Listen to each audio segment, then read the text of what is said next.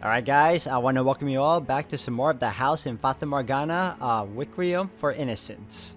So it looks like we're finally on the road to recovery with Morgana over here. So it's looking pretty good. We know how it's going to end down the line, but at the moment, the in-between, it's looking pretty good. And I'm glad that we're getting, again, some more levity in this part of the story because, you know, it kind of needs it from time to time anyway. So we're good on that. So I hope you all, continue to enjoy watching this, guys, because I'm definitely enjoying this part of the story so far because we're getting a little bit more details about it, if anything.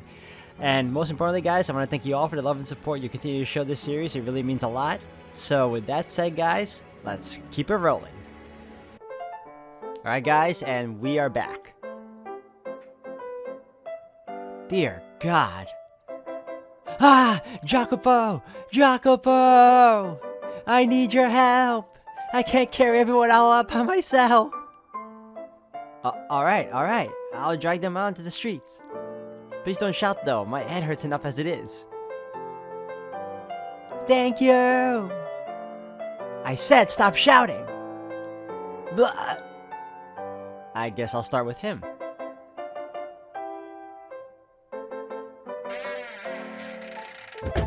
Morning, friends! Oh, it's the big guy from last night! Name's Gratian. Try not to forget, cause you'll be seeing a lot of me. Which reminds me, I never got your name. I'm just a trifling little flower. My name isn't important, but if you would lend us a hand, that would be lovely. A hand with what? I'm just here for the booze. Haven't you had enough? Not even close. Well, there isn't anything left, or did you forget that the two of you last night drank the whole town dry? We're just gonna be playing a restaurant for at least the next few days. Oh well, that's a crying shame. And whose fault do you think that is? How many more trips is this gonna take? They're still out like rocks, Oh, I thought they erected a new wall there for a second, but it's just you. Just so we're clear, since there wasn't any real resolution last night, you passed out first, which means Hey, top of the morning to you, Jacopo. And what a beautiful morning it is. You seem to be doing quite well. What happened to the aggressively competitive Gratian from last night? I had you all wrong, Jacopo. What? I had you pay for the stick up your ass rich boy kind of fella, but you drink like a real pro. The true measure of a man is how well he holds his booze. And you proved yourself. You're one hell of a man. Oh. Sure. Psh, at least give me a hearty hell yeah, would ya? Don't tell me I was wrong about being wrong about ya. I'm just not at full capacity at the moment. It's taking me a little longer than normal to process. Anywho, point is, you got my seal of approval. We helped each other out at the back of the Lord manor, but now we're comrades, partners in crime. Hold up. What, you don't want to be partners? I never said that. You make it sound like you're planning on staying though. I most certainly do. You were one of the Lord's slaves. You know the slaves who incited the revolt. It's not safe for you to stay here. If someone were to identify you, you'd be dead in... Gah, life's too short to quibble over like that. Someone might be trying to kill you. It's hardly quibbling. There's a reason we had all the other slaves transported to different cities. Trust me, I know it ain't safe for me to stick around, but I want to be here for when that horse finally gets what's coming. Like hell, I'm bailing before his head is on a pike. Okay then. As long as you're aware of the risks, that's your choice to make. And in that case, I'm glad to have you. The addition of such a valiant comrade should prove quite inspiring to the rest of the gang. Haha, you're damn right it will. You should have just said that to begin with. Skip all that not safe nonsense. Besides, everything you just said applies to the same to you. As far as anyone in that manner concerned, you're a slave as much as me. And your infiltration job didn't exactly have you laying low. They'll recognize you. Fair enough. I haven't heard of any wanted posters going up yet, but you're right. It's best to remain cautious for now.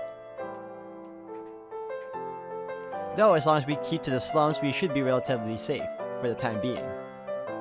As amusing a thought as that is, we're safer in this lawless dump than the city proper.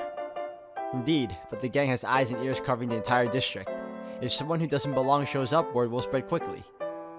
Ah, so if the Lord's guards try to slip in, their cover will be blown just like that, huh? Precisely.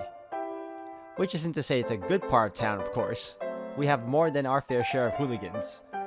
You just have to be able to protect yourself. Which I doubt would be an issue for you.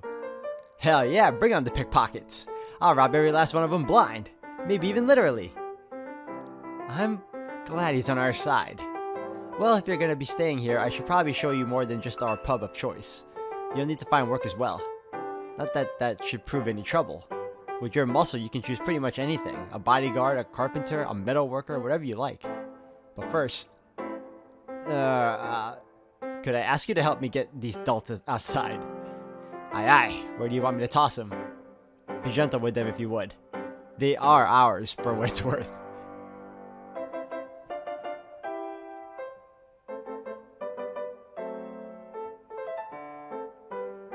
Good lord, between cleaning up at the pub and showing Gratian around town, there goes most of my day. The brothel's probably open by now. Through the back entrance it is.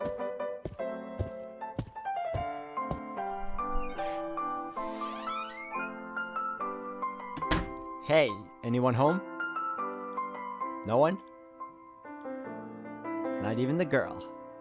Don't tell me she went out wandering in her condition. Oh, hey there, Jacopo. Perfect time. Maria, the girl, where did she go? Huh? She was here last I checked. Last you checked? You're supposed to be looking after her. Anyway, help me look for her. Yeah, I don't think that'll, Excuse me? Turn around. What? Where have you been? I didn't even sense her approaching. I swear she just appeared there like a ghost. And where'd you get those clothes? Oh yeah, we were digging around in the dressing room and found it there. I wanted to get her into something a little cuter, but she insisted on that. I didn't even know we had clothes that bland here. Girls come and go though, so it probably belonged to someone who's not around anymore. Still, I'm shocked anyone who worked here ever wore such a boner killer. It's a cloak for pilgrimages. Huh?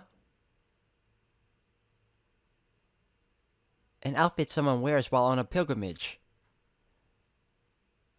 This is far, far more beautiful than any of those filthy whore rags. Oh, a pilgrimage, huh? I would never have guessed we had a girl who was into that. Yet she abandoned her spiritual journey and entered into this den of sinners. I guess. Nevertheless, I'm glad there was a clothing suitable for me to wear. Yeah, talk about luck. Anyway, I've got an appointment. I'll be back. What? Hey, Maria! I get that she's difficult, but you didn't have to ditch me, damn it. It is a rather plain outfit, though, all black and brown. She probably blended in quite well with the darkness, which would explain why I couldn't find her when I got here. Why are you staring at me? Well, I'm glad you found something you could wear with your brooch. Also, God, keeping a conversation going with her is like pulling teeth. Yeah, you look like you're doing a lot better than yesterday. Much more color in your cheeks. As if you can tell the difference beneath all these scars. It's an expression. I'm just saying you look much better. You could barely even sit up yesterday. You're recovering impressively quickly. I imagine it won't be long before you're back at full capacity. Yesterday, What about yesterday? Thank you for rescuing me. What? Right, that. No, don't mention it. It was nothing, really. That's not what you said last night. Oh, come on, just let me be humble, would you? Anyway, I wasn't expecting that. I was rating myself for another argument. I also wasn't sure how much of what happened you even remembered, with how hysterical you got. I was not hysterical. My arm begs to... My mind was clear almost the whole time. I remember everything. First a slave, you saved my life from a wicked lord. I'm not actually a slave, but details. You took me by the arm, put me on your back, and fled from the Lord's manor. That I did. I was a little hazy for some of the trip, but by the time you reached the poor quarter, my mind had cleared up almost entirely. What? My consciousness had returned by that point. Oh. You brought me to this brothel, yes, and at first I was frightened because I believed you meant to have me become a whore. But that is the one and only instance of me last night you could describe as hysterical. I remember everything quite well, thank you. Oh, okay then. Fair enough. You're right. I can't tell if she's sincere or just trying to convince herself, but she seems unusually repulsed by the idea of her losing her cool. She's not entirely right, but she's not entirely wrong either, so I'll let her have this one. In any event, you've recovered well enough to hold a conversation, which is great to see. What do you mean to do with me now? Better question, what do you want to do?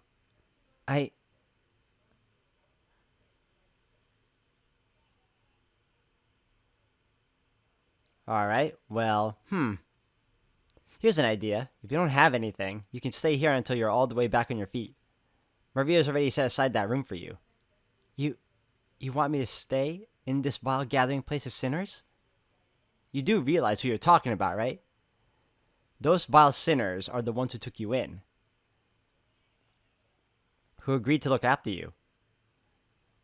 They're no different than you or me, just doing what they must to get by. I am not like them.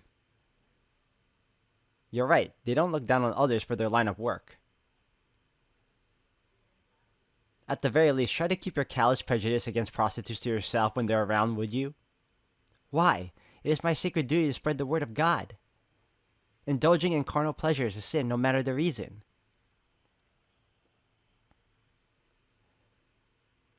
Prostitutes are filthy, tainted women. Geez, did all that blood the Lord took cause your damn heart to shrivel up? In what world is it reasonable for you to go up to women offering you sanctuary and call them to their faces sinners? Show them some gratitude, damn it! You are the one who brought me here.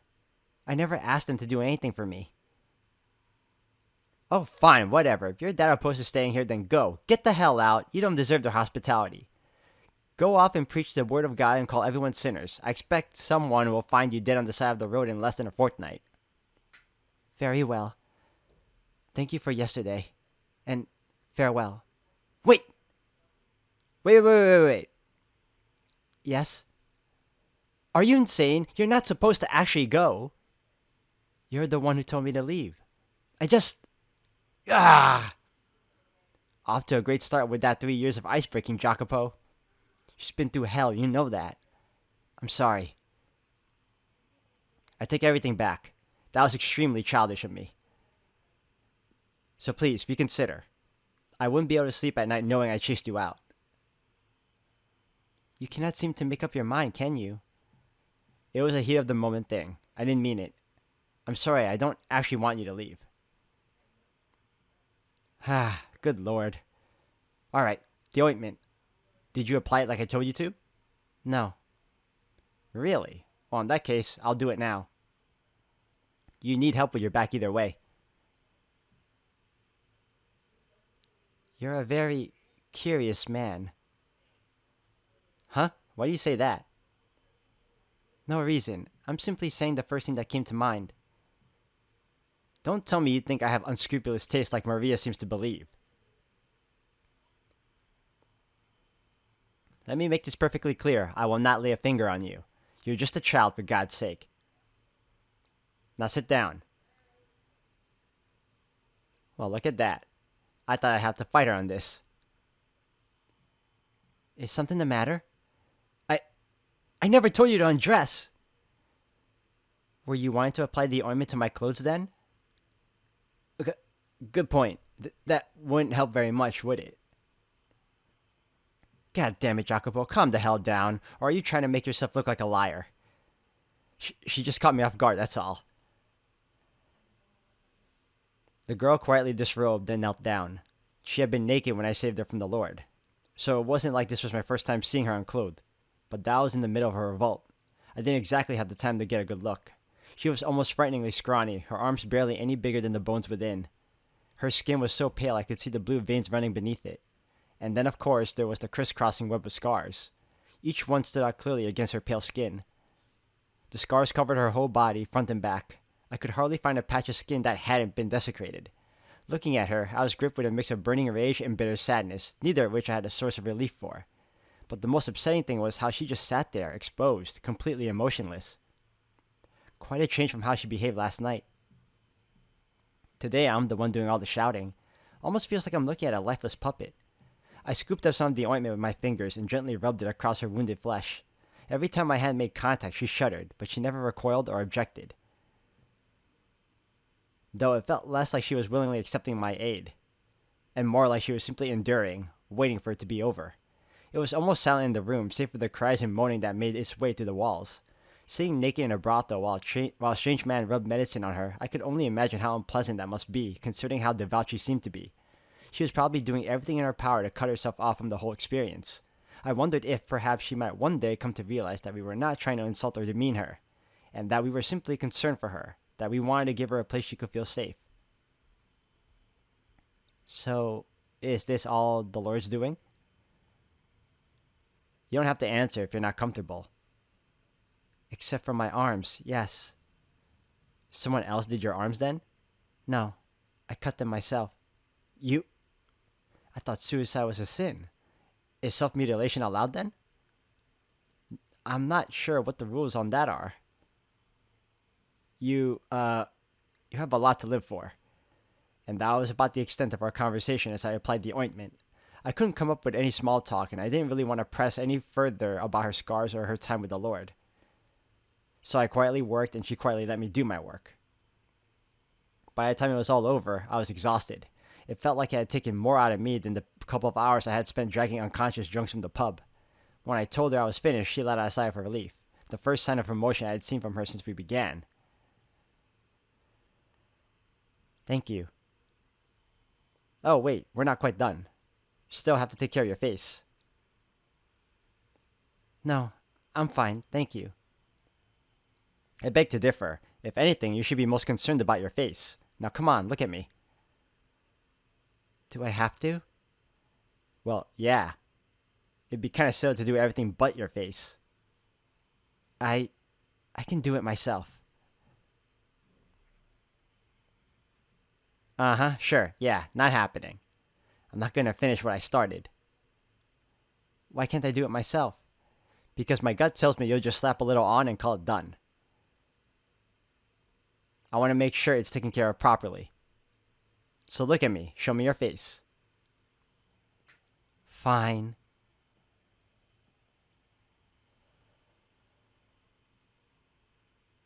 It was bizarre how she had so little hesitation exposing her naked body, yet vehemently resisted letting me see her face.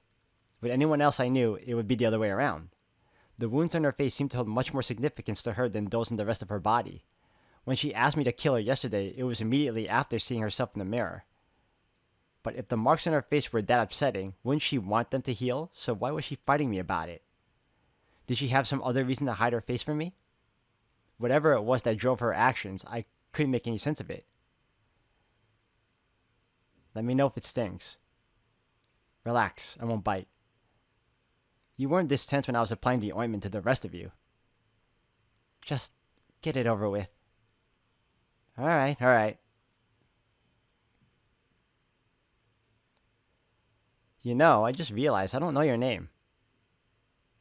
Would you mind telling me? No? You won't tell me? Well, in that case, I'll just have to come up with something to call you myself. I'm serious. I'll pick the first thing that comes to mind. There's still time. You just have to tell me your name. Okay, then. You had your chance. Allison it is, because you bite just like an alley cat. I'll tell the girls here to call you that too. Please don't. Oh, finally, you speak. If you're not happy with the name, tell me what to call you. You have until the count of 3, and then you're Allison for good. 1, 2, 3.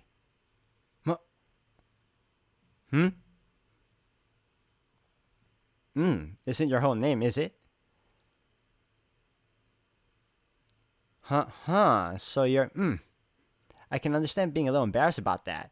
It's not my place to talk, I know, and I don't mean any ill will, but that's a very, unfortunate name you were given. That's not my name. It's Morgana. Now, that wasn't so hard, was it? It's a nice name, Morgana. I like it. Also, it reminds me of my homeland. Your homeland? Yeah. I mean, I hardly remember anything about my childhood anymore. I couldn't even tell you the name of the country. But I have these vague memories of how the language sounded. And your name doesn't sound like a name native to these parts. It sounds like something that would fit right in those memories of my homeland. I'd wager a guess you probably come from the same part of the world as me. If you go far back enough, you might even find we share ancestors. But who knows? How do you like that? Feeling a little sense of kinship? The thought very much displeases me. Well, okay then. Be a grouch. I'll let it slide, though. Getting your name out of you put me in a good mood. It's nice to formally make your acquaintance, Morgana. My name's Jacopo. Hey, Morgana. One day, I'll show you the world. What? There's so much more out there than this tiny little corner of Earth we're rotting away in. More than you can possibly imagine. I'm gonna go out into the world, experience true freedom. And I'm gonna bring you with me. So try to stay positive. Once you see for yourself how much bigger the world out there is, how different every region and its proper are, it might change your perspective on things a bit. It might even help you forget some of the crap you've been through.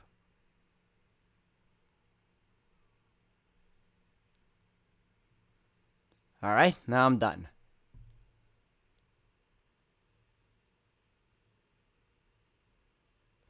That ended up taking pretty much all of the ointment. I'll have to go buy some more. Well, I should probably get going. Will you be alright on your own? I would much prefer it, in fact.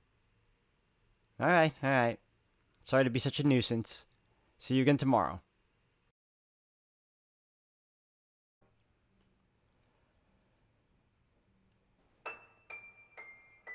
My whole body is all slimy. After the slave man left, I retreated to a corner of the room, sat down, and pulled my knees up to my chest. Through the walls, I could hear men and women sinning, so I plugged my ears in an attempt to block out the vile noise. It was filthy here, and if I remained in this place too long, it would probably taint my soul. I needed to get out as soon as possible, but I couldn't bring myself to leave. My body refused to cooperate. Just thinking about going out there into the slums, all alone, sent uncontrollable shivers down my spine. I was the daughter of God. What did I have to fear? Such worldly emotions were unbefitting of a saint. I was pitiful, pathetic, and I hated it. I have nothing to fear. God will always lead his saint to where he needs her the most. As long as I continue performing miracles, people will acknowledge me as the true daughter of God. I have nothing to fear. You're a damn witch wearing a saint's skin. Will they though? Will anyone look at me and see a saint? I can hardly see a saint in this face. The Lord and his guests with their revulsion, their fear, that was the appropriate reaction. I was repulsive, not something to be welcomed with open arms. Saints and angels were always spoken of as beautiful, while demons and witches were spoken of as hideous. Any miracles I performed would be seen as the work of the devil, not God. But it didn't matter. It was my sacred duty to offer a helping hand to anyone in need, no matter how much persecution I suffered for it. My heart was resolute. But my head is all muddled. I can't stand this. One day, I'll show you the world. And thinking about the slave man only made an even bigger mess inside my head.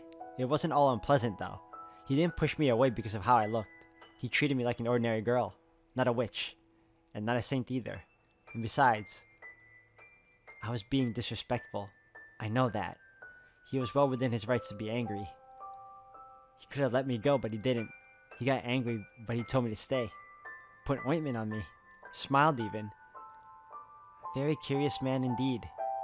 And there was what he had said about his homeland. Just because my name reminded him of where he came from didn't mean I came from there as well. Never mind that nonsense about us sharing ancestors. I had no bloodline to trace back. My mother had conceived me without knowing man. And my father resided in the heavens above, the Lord God. The very idea that we shared blood was absurd.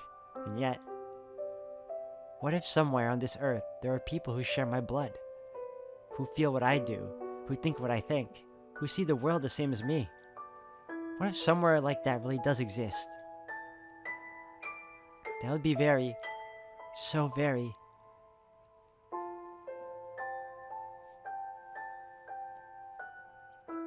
And time flows ever onward, carrying the 2.5 years forward.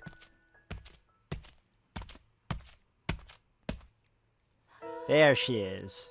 An early summer breeze blew past, rustling vivid green leaves. With the pleasantly warm wind at my back, I entered a graveyard. Anyone who wasn't from around here would probably have thought it was nothing more than a curious arrangement of stones on an abandoned plot of land, though. No one knew the names of most of those buried here, and they probably died without anyone by their sides. In death, though, they finally found themselves with someone to give them attention, to show them love. Love in the form of a prayer for the repose of their souls. And on this abandoned plot and land knelt its de facto caretaker, a young girl and the only person who paid the dead who lay here any mind. She's too deep in prayer. I guess I'll have to wait. It had been a little under 2.5 years since I had rescued Morgana from the Lord's Manor. Much to my chagrin, she was still far from anything that could be described as opening up, but she wasn't quite as distant as before, from my perspective at least. She had stopped calling the girls at the brothel vile and impure, and she was even somewhat conversational. Sometimes. It seemed to me her trauma had loosened its grip on her, if only a little. Of course, she had the tendency to be on the brutally blunt side, which became more obvious as she started talking more.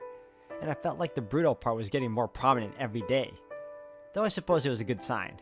Better than her refusing to interact at all, at least. Probably. She had also, most notably, begun showing signs of independence. Burying and sending off the dead who had no family or loved ones to do it for themselves was one such activity she had taken on. Living in the slums, it was hardly uncommon to see corpses abandoned in alleyways or on the side of the road. Generally speaking, they would be tossed off into a ditch somewhere out of the way to rot. But over the past couple of years, they had stopped happening, because Morgana had taken on herself to give them proper burials and gravestone. Nothing fancy, just a plain slab of rock to mark the grave, but it certainly seemed much more respectable than the alternative. Every day she came out to the graveyard to pray for the departed. She had always seemed a bit abnormally pious, but there was something almost frightening about her dedication to the task. She was only 9 years old at the time of the slave revolt, which made her 11 now. And rather than play with other children her age, she collected abandoned corpses in the slums and brought them here to bury and pray for. Abnormal didn't even begin to describe it. Some time ago I asked her, "Why don't you go out and play like the other children?" To which she calmly responded, "I could not possibly waste my time idly engaging in worldly recreation." I knew that God was the most important figure in her life, but it still seemed excessive. Not even a convent was that draconian. I made numerous attempts to warm her up, but they all fell flat. Nothing I had said seemed to make it through the heavy wall she had built around herself. And that was how Morgana acted around me and the girls at the brothel, those closest to her. The rest of the town could hardly get within shouting distance before being shut out. Although it wasn't like they tried either. Most everyone else actively distanced themselves from her. On some level, they appreciated her taking care of the bodies that showed up, but ultimately to them, she was little more than a spider that captured more dangerous insects begrudgingly left to its own devices. Hardly anyone found her pleasant, and they didn't hide it either. But not just because of her choice in hobbies. The biggest factor was, of course, "May her soul find eternal peace," the disquieting marks carving her face. "You all done?" "I didn't realize you were there." "Been here for a little while now. You should really pay attention to your surroundings. This isn't exactly the safest area." "Why bother? No one is going to do anything to me." "Maybe not now, but a few years down the line, that's a whole nother story. You should get in that habit early. You're a growing girl and your face could very well be better by then too. Never mind the fact there are people out there who'll take anything as long as it's got girl parts. What if one of them decides to target you?" "Appalling. Aren't they? Which is why you should be a little more careful." "You are an appalling man." "Why am I appalling?" "Because the thought crossed your mind." "It did not. I'm just saying there are people out there who think like that and you need to look out for yourself." "The fact that you would say that at all is appalling." "I'm just looking out for you." "Oh Lord, may this sinful man be cast down to hell where he belongs." "Geez, you know no mercy, do you? I feel like you treat those corpses nicer than you do me." you'd be correct. If you want me to be nice to you, go die. Oh, she is so vicious. The girl has got no mercy. Anyway, if you're done praying, get over here. Alright guys, I'm gonna have to end the video here for today. Thank you all for watching. We'll continue on, as usual, in the next one.